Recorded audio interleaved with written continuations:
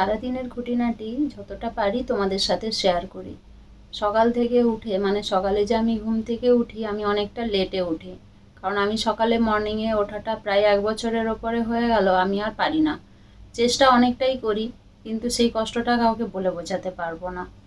তো যাই হোক, সকালে অনেকটা লেটে উঠি, এক একদিন সকালে ঘুমও ভেঙে যায়। যদি বেরোই তাহলে তো তোমাদের সাথে অবশ্যই সেটা শেয়ার করি, আর যদি না বেরোই যখন উঠতেই পারি না, বেরোতে পারি সেটা খুবই কম সময়, আর রেগুলারই তো আমি উঠতে পারি না। এবারে উঠতে যখন পারি না সকালবেলায় একটা কষ্ট হয় শরীরের বিভিন্ন জায়গায়, এই যে আঙুলগুলো বেঁকে যায়, এগুলো ব্যথা করে, পায়েও সেম কন্ডিশন হয়, হাঁটুর নিচ থেকে প্রচুর পেন হয়, এতটা পেন হয় যে হেঁটে একটু যে বাথরুমে যাব সেটাও পারি না, একটু কষ্ট হয়। তারপরে আস্তে আস্তে সারাদিনের কাজের সাথে নর্মাল হয়ে যায়। তো সকালে ওঠার পরে একটু তাড়াহুড়োর মধ্যেই কাজগুলো করার চেষ্টা করি, আর আমি তো বলেওছি, আগেও অনেকবার এটা শেয়ার করেছি, আবারও করছি, যে সকালে উঠে আমি যে আগে যে পরিমাণে তাড়াহুড়ো করে কাজটা করতাম, এখন অনেকটা স্লো মোশনে করি। এখন এত তাড়াহুড়ো করে কাজ করতে পারি না। রেগুলারে যতটুকু পারছি ততটুকুই শেয়ার করছি, এইভাবেই কেটে যাচ্ছে। তারপরে রাত্রেবেলায় লাইভে আসি। আজকে যেমন এই যে আমি ভিডিওটা এখন করছি, এটাও লাইভ করার পরই স্টার্ট করেছি। লাইভ তাড়াতাড়ি এন্ড করে চলে এসেছি, কারণ আমাকে নেক্সট যে পরের দিনের যে ভিডিও, সেটা তো আমাকে রেডি করতে হবে, সেই জন্য। কারণ সানডেতে সকাল থেকে একটু বেশি তাড়া থাকে, আর বাড়ির কাজ তো সমস্ত কিছু থাকেই, তার সাথে একটু বাইরের কাজও থাকে। আর আমাকে তো, আমার যে প্রফেশন, তাতে করে আমার কোনো টাইম টেবিল নেই, যে যখন বলে আমি তখনই গিয়ে সার্ভিস দিই, এইরকম ব্যাপারটা হয়ে গেছে। তো তাদেরকে আমি এটাই রিকোয়েস্ট করি যে তারা যেন আমাকে অন্তত 1-2 দিন আগে বলে, তাহলে আমার সুবিধে হয়। অনেকের সাথে এরকম হয় যে আমাকে হুট করে বলে দেয়, তখন আমি যেতে পারি না। শুধু যে আমার শারীরিক প্রবলেম বা সংসারের সমস্যা, সংসারের কাজবাজের জন্য যেতে পারি না, এমনটা কিন্তু হয় না।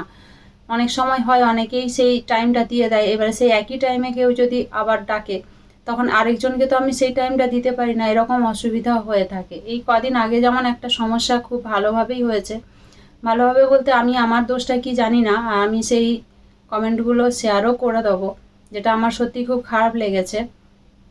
মেয়েটির কাজ আমি প্রথমবার যখন 2 মাস আগে করতে যাই, 2-3 মাস হয়ে গেল আমি করতে যাই, তখন তার কিছু কথাবার্তা, কিছু জিনিস আমি অফেন্ডেড হয়েছিলাম, কারণ আমার পিএনপিসিটা একদমই পছন্দ হয় না।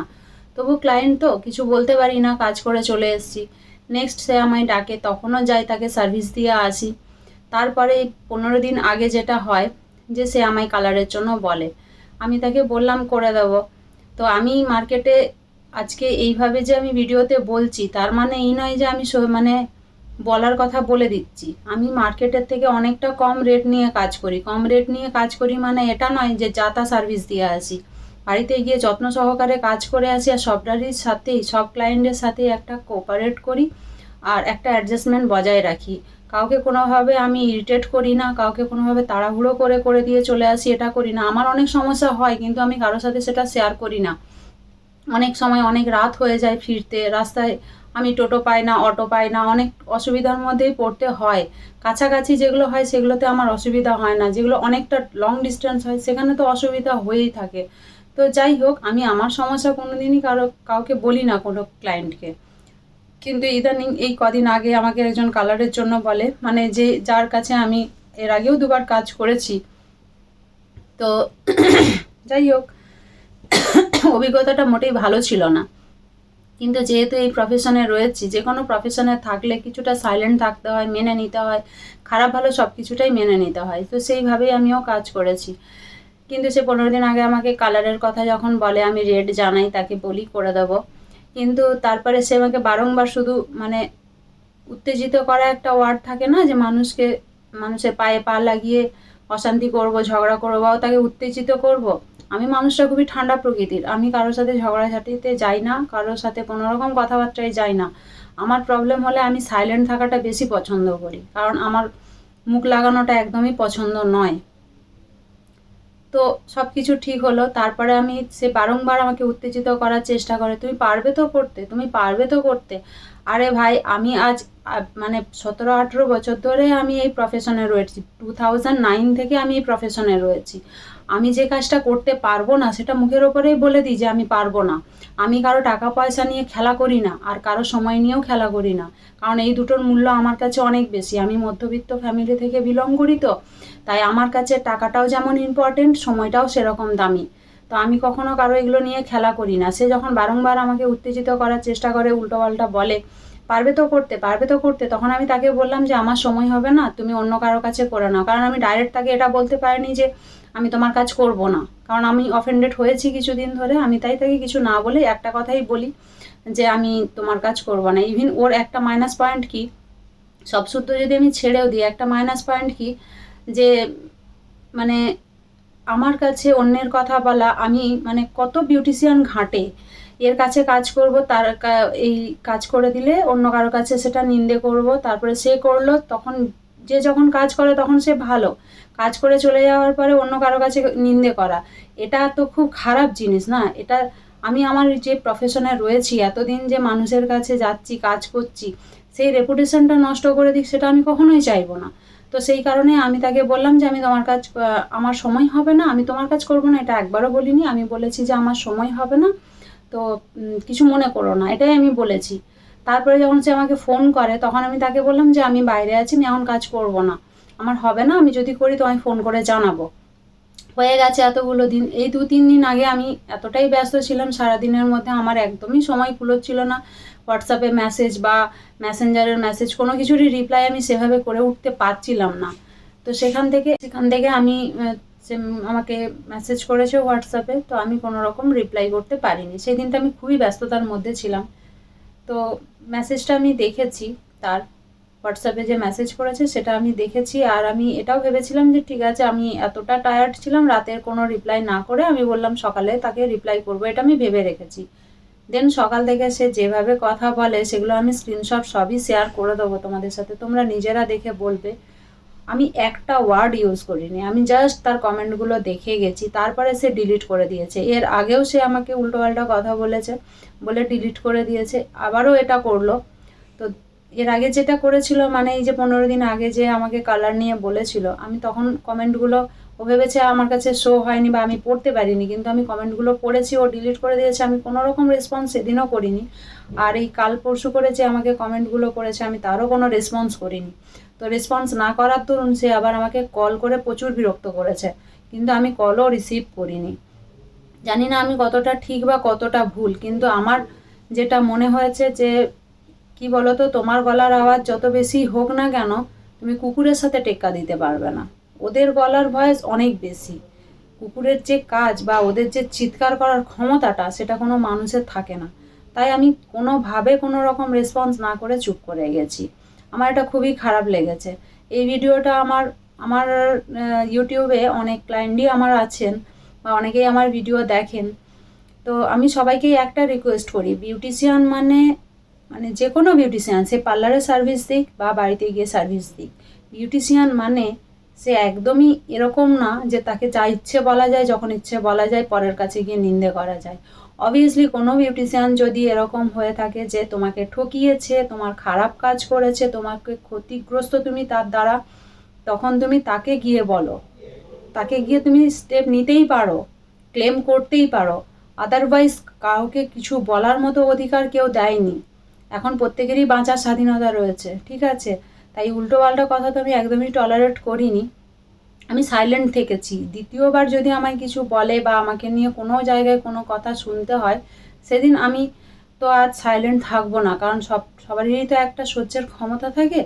তো আমিও যতটা পেরেছি সয়ে গেছি, কিচ্ছু বলিনি, কারণ আমি একটু আগে একটা কথা বললাম না, যে কুকুরের আওয়াজ এতটাই বেশি, সেখানে কোনো মানুষ পেরে উঠবে না, তাই সেখানে সাইলেন্ট থাকাই ভালো, এটাই আমার মনে হয়েছে। তো যাই হোক, আমি সবটাই স্ক্রিনে দিয়ে দেবো। যে স্ক্রিনশটগুলো আমি নিয়ে রেখেছি সেগুলো আমি স্ক্রিনে দিয়ে দেবো। ইভিন সে ফেসবুকে ফলোয়ার্স হিসেবেও রয়েছে, আর ফেসবুকে রিলস বানানো নিয়ে সে প্রথম ভালো কমেন্টই করতো। আমি জানি সে তার নিজের ফলোয়ার্স বাড়ানোর জন্য এই কমেন্টটা করতো। তো সেখান থেকে তার যদি কোনো রকম প্রবলেম হয়, তার যদি মানসিক কোনো রোগ থেকে থাকে, তাহলে তার বাড়ির লোকের বা তার হাজব্যান্ডের তার চিকিৎসা করানোর দরকার আছে। অযথায় কাউকে ইরিটেট করা উচিত না, কারণ সে যে সব সময় সহ্য করে যাবে, ইগনোর করে যাবে, এরকম ব্যাপারটা কখনোই না। মানুষ চুপ করে থাকা মানে এটা নয় যে সে দুর্বল। চুপ করে থেকেও অনেক কিছু বলা যায় বা করা যায়। তো আমি তাকে থ্রেডও মারিনি, তার সাথে কোনো রকম খারাপ ব্যবহারও করিনি। সে আমার সাথে যে ব্যবহারটা করেছে খুবই নিম্নমানের ব্যবহার করেছে। আর সেখান থেকে বোঝা যায় যে তার লাইফস্টাইলটা কেমন, সে কোন ফ্যামিলি থেকে বিলং করে, তার কালচারটা কেমন, সে কীরকম মানে কীরকম ফ্যামিলিতে বিলং করছে, তার লাইফস্টাইলটা কতটা মানে এক কথায় যেটাকে বলে খুবই নিম্নমানের, যার কারণে সেই কথাগুলো বলতে পারে। তো যাই হোক, সারাদিনের এই মানে অনেকটা পরিশ্রম, কাজবাজ থাকে, মানসিক চিন্তা থাকে, লাইফে এগিয়ে যাওয়ার চিন্তাভাবনা আছে, বেঁচে থাকার চিন্তাভাবনা আছে, শরীর খারাপ, মন খারাপ, অনেক কিছু নিয়ে মানুষ প্রত্যেকটা দিন কাটায়। এই আবার গরম পড়েছে, এই একটা সমস্যা যে সারাদিনের খুব কম সময় কাজ করা যায়। তো সব কিছু নিয়ে মানে এত তো বলে বোঝানো যায় না। মানুষ কীভাবে লাইফ লিড করে, প্রত্যেকের লাইফ আলাদা, প্রত্যেকেই আলাদা আলাদাভাবে সমস্যার মধ্যে দিয়ে কাটাচ্ছে। পৃথিবীতে কোনো একটা মানুষ নেই যে কোনো সমস্যা নেই সে সুন্দরভাবে লাইফ লিড করছে। সেখান থেকে শুধু শুধু ইরিটেট করা মানুষজনগুলোকে না আমি সত্যি একদম টলারেট করতে পারি না। আর আমি যে প্রফেশনে রয়েছি এত বছর, আমি এটা গর্ব করে বলতে পারি, আমি আজ পর্যন্ত আমার যে প্রফেশন লাইনগুলো রয়েছে সেগুলোতে আমি একমাত্র খুব সততার সাথে বাঁচি। আর এটাই আমার অহংকার। আমার অহংকার আমার কাজ নিয়ে নয়। আমার ক্লায়েন্টরা আমাকে কতটা ভালোবাসা দিচ্ছে সেটা তো আমি বলে বোঝাতে পারবো না, কিন্তু আমার অহংকারটা একটাই জায়গায়, যে আমি সততার মধ্যে সৎ পথে ইনকাম করছি।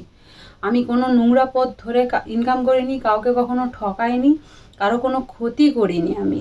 এটা আমার সবথেকে বড় অহংকার, যে সততার সাথে আজকের এই 2025-এ না সততার সাথে বেঁচে থাকাটা খুবই টাফ একটা বিষয়। যারা নোংরাভাবে লাইফ লিড করে না, তারা এই সততা যে ওয়ার্ডটা রয়েছে সেটার মানে বুঝবেও না, আর তারা সেইভাবে দেখবেও না।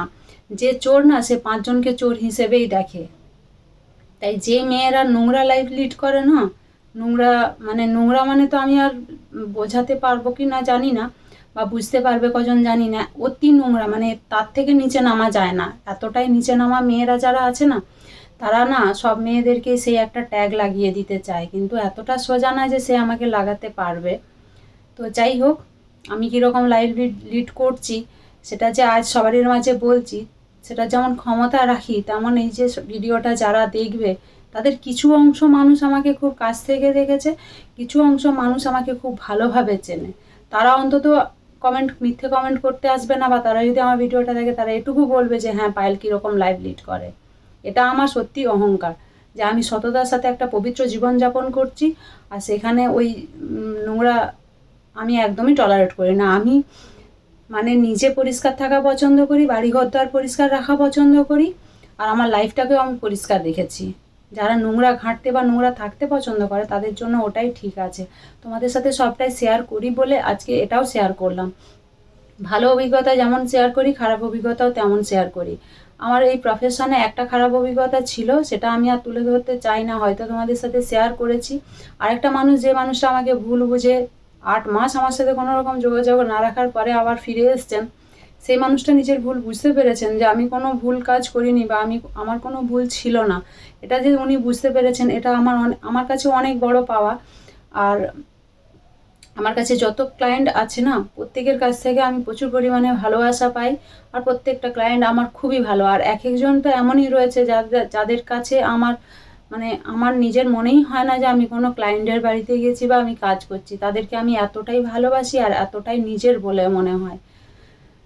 কারণ আজকে তোমাদের সাথে সবটা কিছুটা শেয়ার তো আমি করলামই, আর কি এরকম আমাকে শেয়ার করতেই হয়, কারণ তোমাদের এই যে ইউটিউব যে প্ল্যাটফর্মটা, এখানেই হচ্ছে একমাত্র আমি নিজের মতো করে কাজ করতে পারি, নিজের মতো করে বলতে পারি, নিজের ভালো খারাপ অভিজ্ঞতাগুলো ভালোভাবে শেয়ার করতে পারি, যেটা আমি অন্য কোনো জায়গায় পারি না, ইভেন বাড়িতেও পারি না, যেটা আমার খুব অসুবিধে হয়। তো সেই কারণে তোমাদের সাথে সবটা শেয়ার করলাম। তোমরা তোমাদের ভালো মন্দটা দিয়ে বিচার করে আমায় কমেন্ট করো, এটুকু আশা রাখলাম। সবাই সুস্থ থেকো, ভালো থেকো, সাবধানে থেকো। আর মেয়েরা যে মেয়েদের খুব বড় শত্রু সেটা খুবই প্রমাণিত, তাই সব মেয়েদেরকে একটাই কথা বলি, বিশ্বাস করো, কিন্তু কাউকে খুব বেশি বিশ্বাস করো না, কাউকে খুব বেশি টলারেট করো না। পুরুষ জাতিটা না খুবই ভালো, আর পুরুষরা কখনো খারাপ হয় না, ওদের মন মানসিকতা কখনো খারাপ হয় না, খারাপ হয় আমাদের মেয়েদেরই মন মানসিকতা। আমরাই খুব নোংরা হই, যার জন্য এই সমাজটা এতটা নোংরা। পুরুষগুলো কিন্তু এতটা খারাপ না। আর এই সমাজে পুরুষদের খুব সুন্দর একটা প্রেজেন্টেশন রয়েছে, যেটা আমাদের মেয়েদের মধ্যে নেই। মেয়েদের জন্যই আজকে আমাদের এই পুরো দেশটা শেষ হয়ে যাচ্ছে। মেয়েরা যদি একটু সততার সাথে একটু ভালোভাবে লাইফ লিড করতো না, তাহলে সংসারগুলোও বেঁচে যেত, লাইফগুলোও বেঁচে যেত। এত পরিমাণে নোংরা ছড়াচ্ছে, সংসারগুলো ভেঙে শেষ হয়ে যাচ্ছে, কিছু মানুষের জীবন শেষ হয়ে যাচ্ছে। আর প্রফেশনে তো ট্যাগ লাগানোর জন্য রয়েছে, সে যে প্রফেশনেই যেই থাক না কেন। তো এগুলো উচিত না। আর আমি জানি আমার বলাতে কিছু হবেও না, যে যার যেটা রেগুলারের কাজ সে তো সেটা করেই যাবে না। তো যাই হোক, সবাই ভালো থেকো, সুস্থ থেকো, সাবধানে থেকো। গরম পড়েছে, আজকের মতো বিদায়, কালকে আবার দেখা হবে।